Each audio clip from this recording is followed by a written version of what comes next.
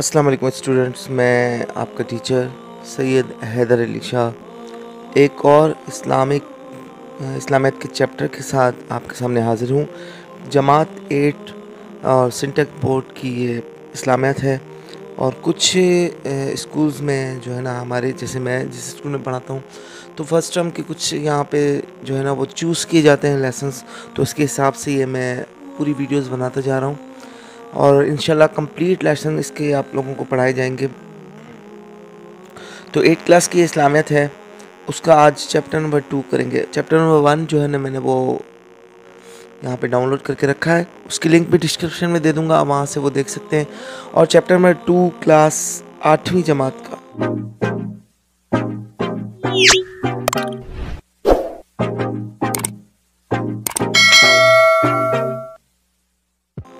देखते हैं chapter number कौन सा है। 2 जी, चैप्टर नंबर 2 है जो है रोज़ा, फजीलत और माशरती असरात। ठीक है, और इसका जो मेन टॉपिक यहाँ पर दिया गया है इबादत। तो पहले इस चीज़ को टच कर लेते हैं कि इबादत से यहाँ मकसद क्या है। देखिए, इसका माइंड मैप जिसे कहते हैं, ख़याली जाल, वो मैंने आप लोगों को क्लास में बनवाया था।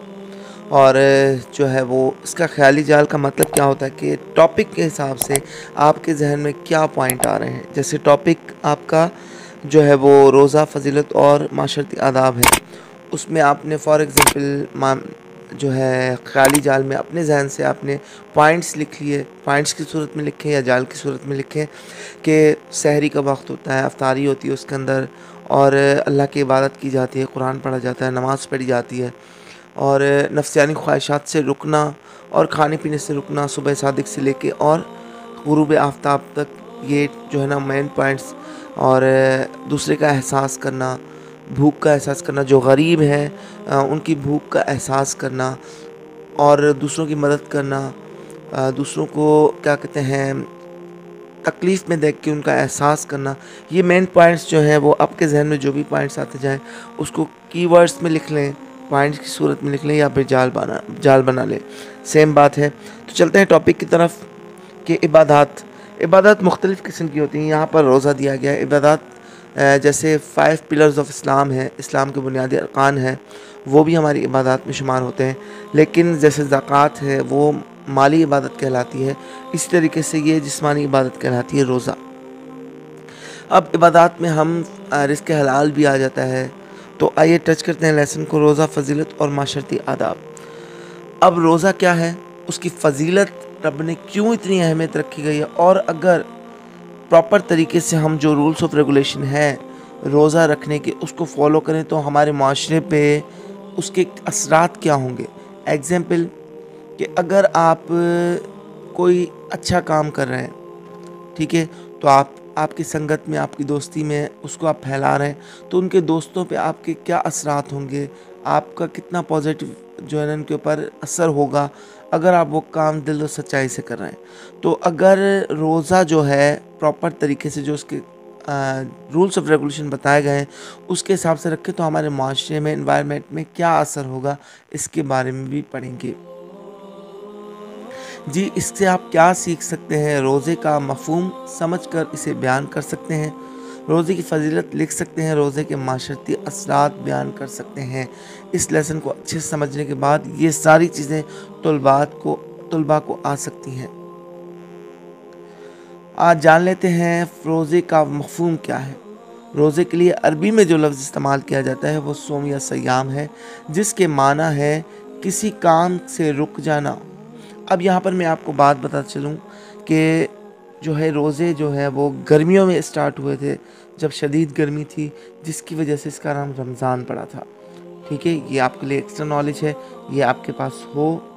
रमज़ान इसे क्यों कहा जाता है, क्योंकि शदीद गर्मी में शुरू हुए थे, जिस वजह से इसे रमज़ान का नाम दिया गया।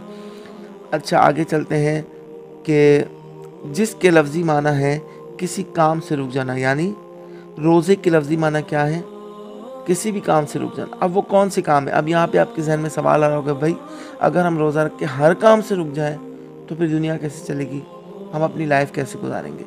देखिए, यहाँ पर इन्होंने कहा है कि जिसके लफ्ज़ी माना है किसी काम से रुक जाना, अब कौन से काम से, वो अल्लाह ताला ने निशानदही की है।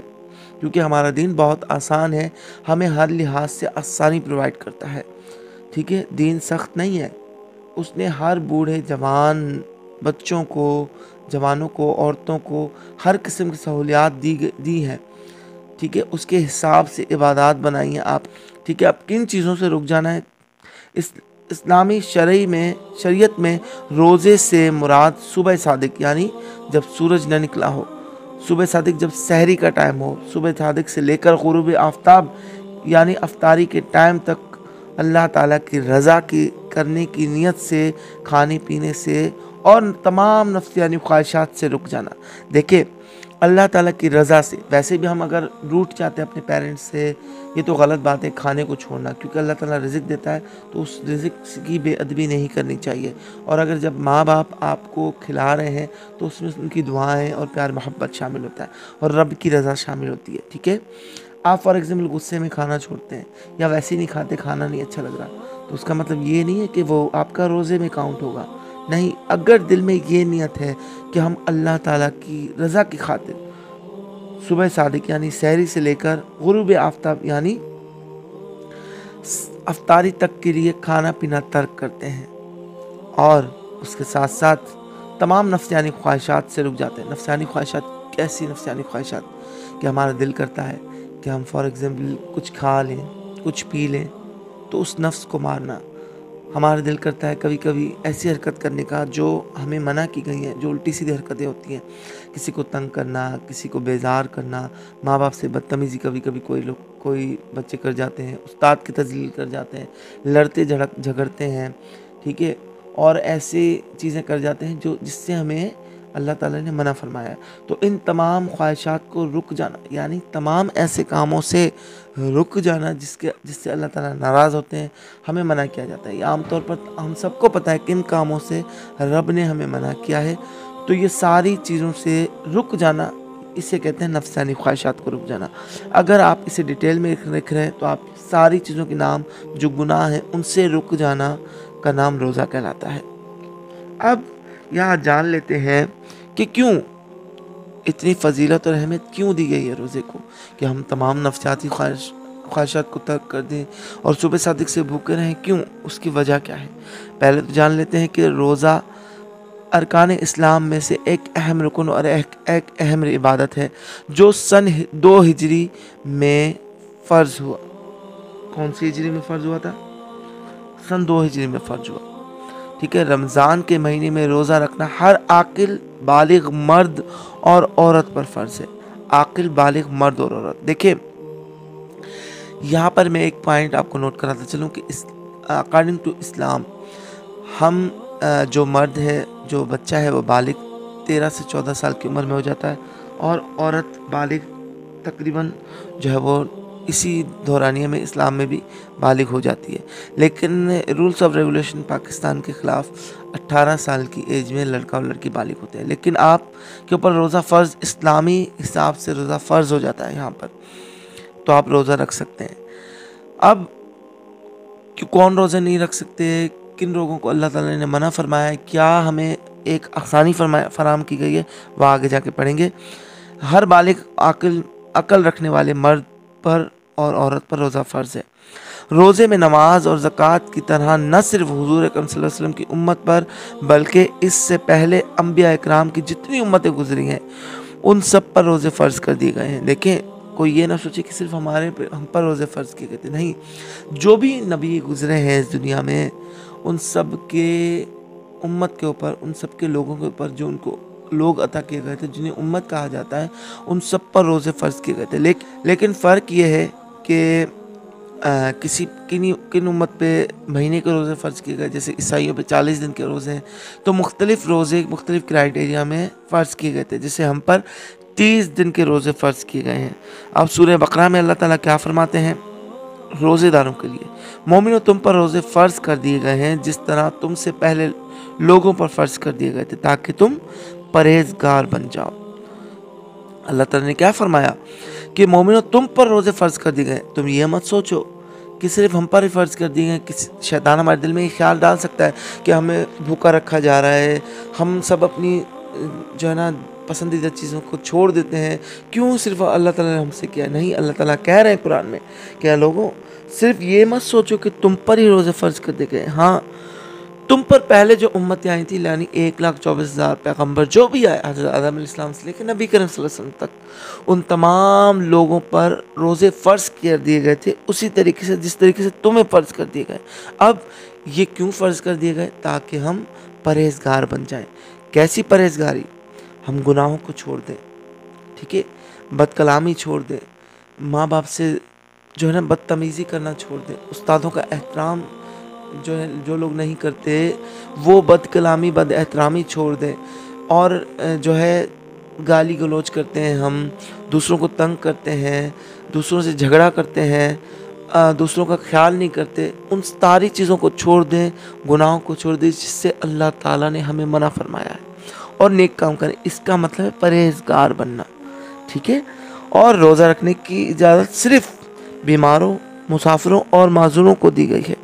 अब यहाँ पर आप सोच रहे होंगे कि हम तो ना बीमार हैं, ना माजूर हैं माज़अल्लाह, और ना ही मुसाफिर हैं, तो यहाँ पे तो लिखा गया है कि उनको इजाज़त दी गई। अब क्यों इजाज़त दी गई है? देखिए, हेल्दी जो भी शख्स होता है, जो ना बीमार है, ना किसी सफ़र में जा रहे हैं, ना माजूर है, उस पर तो रोज़ा फ़र्ज़ है, उसे रखना है।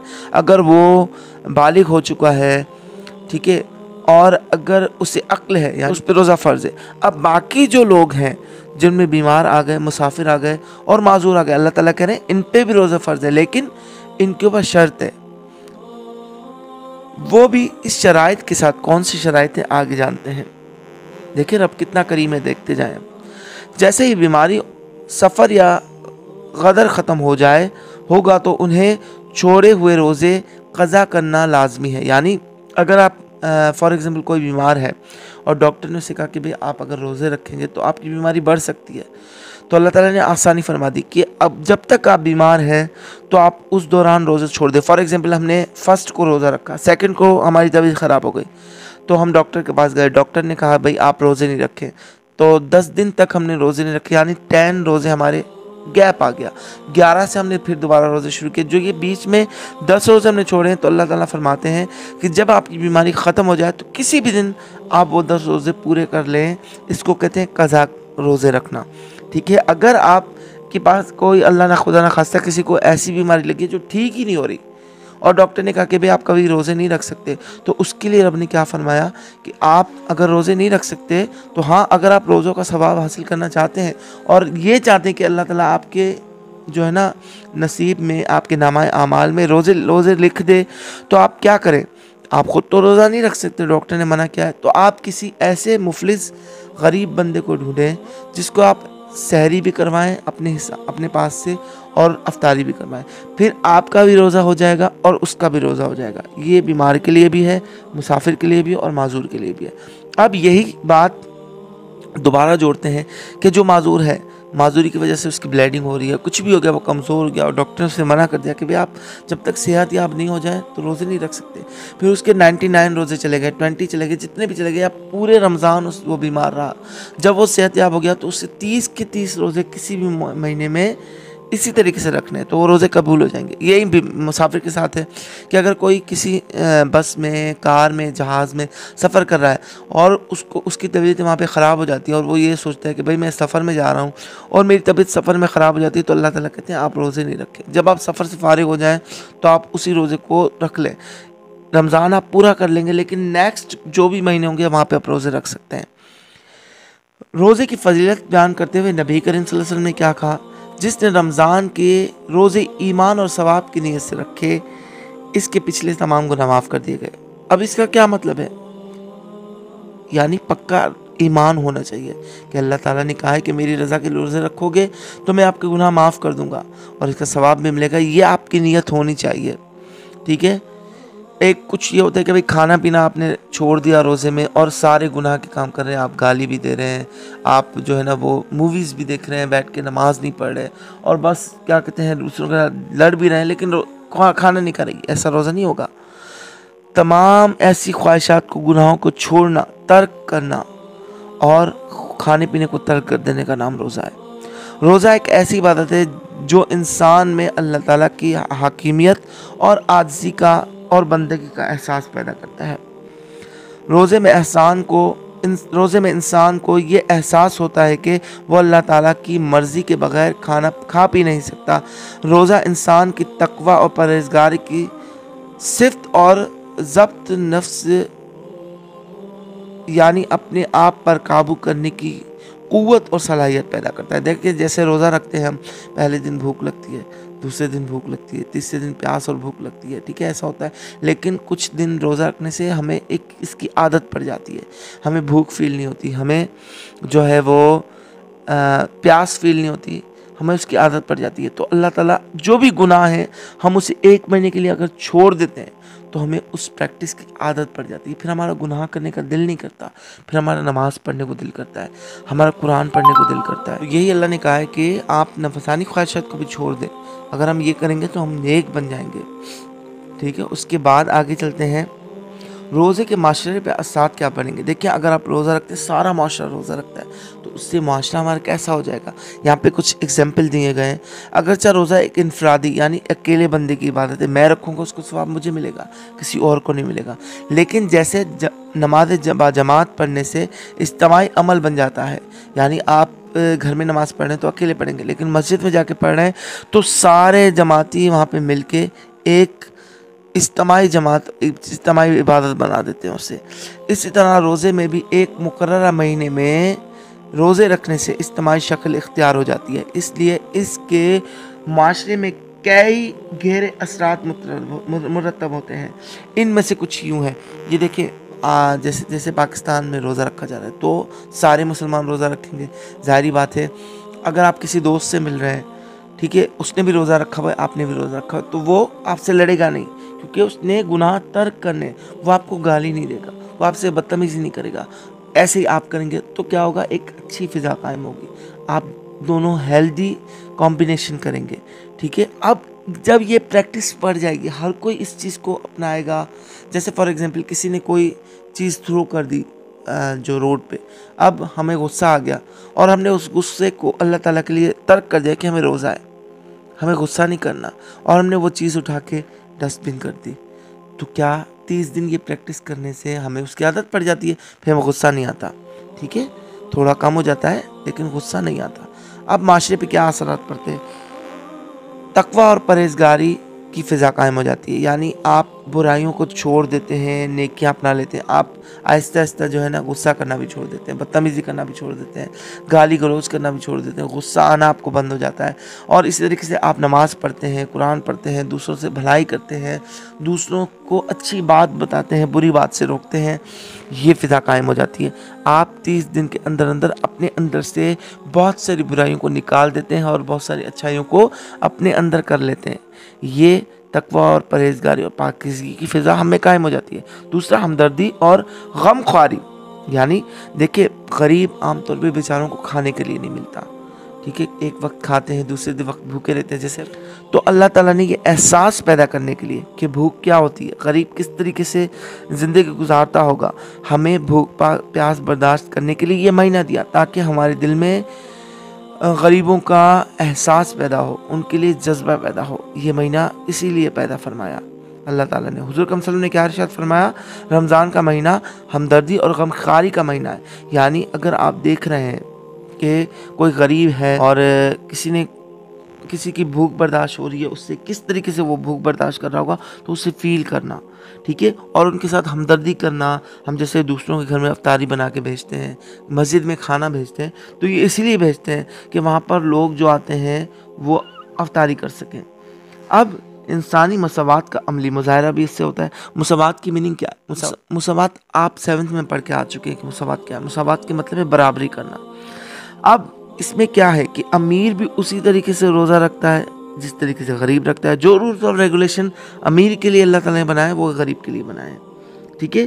اس سے اللہ تعالیٰ ہمارا بھی ہے، وہی اللہ تعالیٰ غریب کا بھی ہے۔ اس سے اونچ نیچ کا، امیری غریبی کا فرق اللہ تعالیٰ مٹا دیتا ہے، اور ایک برابری کا احساس ہم میں پیدا کرتا ہے کہ اللہ تعالیٰ ہر انسان کو ایک جیسا سمجھتا ہے، وہ غریب ہو، امیر ہو، کالا ہو، گورا ہو، جیسے حدیث میں فرمایا کہ کوئی گورا کالے سے بہتر نہیں ہے، ٹھیک ہے۔ اللہ تعالیٰ ہمیں نہیں سمجھتا کہ ہم سب الگ الگ ہیں، ہمیں وہ ایک سمجھتا ہے۔ اسی لیے اس مہینے میں مساوات یعنی برابری کا بھی ایک درس ہمیں ملتا ہے۔ ان تمام باتوں پر غور کرنے سے صرف ظاہر ہوتا ہے کہ روزہ ہمارے لیے فائدے کے لیے ہے۔ ہمیں بھوک اور پیاسا رکھنے سے اللہ تعالیٰ کا کوئی فائدہ نہیں ہوگا، یعنی ہم یہ سمجھے کہ ہم بھوک اور پیاس جو ہے نا وہ برداشت کر رہے ہیں تو شاید رب کو کوئی فائدہ ہوگا معاذ اللہ، لیکن یہاں کا کھلم کھلا رب کہہ رہا ہے کہ مجھے کوئی فائدہ نہیں ہوتا تمہاری کسی عبادت سے، تم نماز پڑھو، قرآن پڑھو یا روزے رکھو، میری عبادت کے لیے تو فرشتے ہی کافی ہیں۔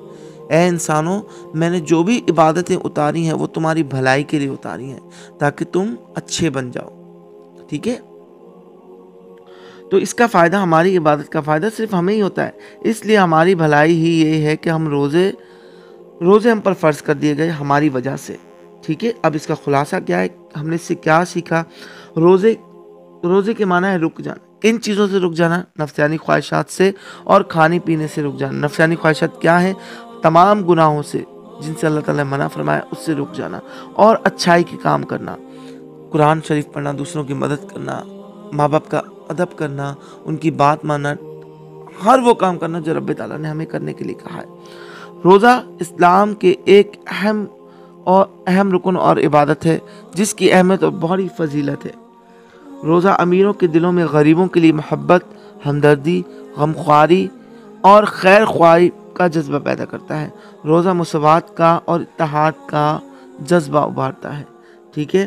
اب اگر آپ اس کا خلاصہ لکھ رہے ہیں، اب ایگزام میں تقریباً جو مختلف قسم کے ایگزام ہوتے ہیں اس میں کیا ہوتا ہے وہ بھی میں آپ کو بتا دیتا ہوں۔ یہاں پہ مختلف سوالات دیے گئے ہیں۔ روزے کے لیے عربی زبان میں کون سا لفظ یوز ہوتا ہے؟ صوم اور سیام کا لفظ یوز ہوتا ہے، اس کے ڈیٹیل میں لکھیں گے، جیسا بک میں لکھا ہوا ہے اس کو آپ اپنا بنا کے بھی لکھ سکتے ہیں۔ روزے سے کیا مراد ہے؟ روزے سے مراد صبح صادق یعنی سحری سے لے کر افطاری تک بھوک پیاس اللہ کی رضا کے لیے برداشت کرنا، اور نفسیانی خواہشات کو، اس نفسیانی خواہشات کو تھوڑا کھول کے لکھیں گے، یعنی جن گناہوں کے کاموں سے اللہ تعالیٰ نے ہمیں منع فرمایا انہیں چھوڑ دینا اور نیکی کے کام کرنا، ٹھیک ہے؟ اس کا مطلب ہے روزہ کس سنہ میں فرض ہوا؟ 2 سنہ میں فرض ہوا۔ روزہ کن لوگوں پہ فرض کیا گیا؟ اب یہاں پر ہر عقل رکھنے والے مرد، بالغ عورت اور مرد پہ فرض کیا، ٹھیک ہے؟ ہر عاقل کا مطلب یعنی عقل رکھنے والی، یعنی جو پاگل نہ ہو، جو دماغی مریض نہ ہو، جسے اچھائی اور برائی کا پتہ ہو، ان کے اوپر روزہ فرض ہے۔ کچھ جو ہے نا وہ اسکولز میں یہ ایسے ہوتا ہے کہ ان 3-4 سوالوں کو مکس کر کے ایک لانگ سوال بنا دیا جاتا ہے، تو اس میں آپ نے کیا کرنا ہوتا ہے، ان 3-4 سوالوں کے ڈیٹیل میں آپ جواب دے دیں۔ فار ایگزامپل کیسے؟ روزہ کس زبان کا ورڈ ہے، یہ سارا آپ نے لکھنا ہے۔ روزے سے مراد کیا ہے وہ بھی لکھ لیا آپ نے۔ اب روزہ کن جو ہے نا وہ ان لوگوں پہ فرض ہے وہ بھی آپ ڈیٹیل میں لکھ لیں گے۔ اس کے بعد معاشرے پہ اس کے کیا اثرات پڑتے ہیں یہ سارا لکھ کے اس کے بیچ میں آپ ایک حدیث کا حوالہ دیں گے، اور آپ جو ہے نا وہ قرآن کا حوالہ دیکھیں آپ سے کوئی بات کی جائے، آپ کوئی بات کریں تو آپ سے اس کا پروف مانگا جاتا ہے، تو یہ پروف ہوتے ہیں ہمارے پاس قرآن اور حدیث میں اس کے بارے میں یہ فرمایا گیا ہے۔ تو کوئی بھی آپ لینتھی سوال لکھ رہے ہیں اس کے اندر ضروری یہ لازمی ہے اسٹیپ بائی اسٹیپ فالو کریں، ٹھیک ہے؟ اور اس میں قرآن اور حدیث کا حوالہ ضرور دیں، جو قرآن اور حدیث کی اس میں لکھی ہوئی ہے اس کا حوالہ آپ دے سکتے ہیں۔ یہ آپ کے MCQs وغیرہ آ گئے، اس کو آپ حل کر لیجئے گا، اور اگر آپ کو یہ لیسن اچھا لگا ہو، سمجھ میں آ گیا ہو تو آپ مجھے کمنٹس میں بتا سکتے ہیں۔ نہیں سمجھ میں آیا، کوئی لیکنگس وغیرہ رہ گئی ہیں تو وہ بھی آپ اس کمنٹس میں لکھ کے مجھے پوچھ سکتے ہیں۔ اس چینل کو سبسکرائب کر دیں تاکہ آگے آنے والی ویڈیوز اور ایسے لیکچرز آپ کو مل سکے، ٹھیک ہے؟ السلام علیکم ورحمۃ اللہ وبرکاتہ۔